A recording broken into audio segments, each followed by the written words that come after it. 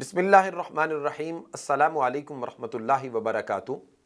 मोअज़्ज़ज़ नाज़रीन, TV1 के programme गैब की दुनिया के वेब सीरीज़ में आपको खुशामदीद कहते हैं। आज का हमारा जो दूसरा सवाल आया है वो ये कि सिकंदर ज़ुल्करनैन कौन थे, नबी थे या बादशाह। याद रखिए, सिकंदर यूनानी जो आप सुनते हैं ये सिकंदर यूनानी और है, जिसका ज़िक्र सिकंदर ज़ुल्करनैन के हवाले से कुरान मजीद में आया, ये वो और हैं। ये नबी नहीं थे, ये अज़ीम फ़ातेह और ये बादशाह थे।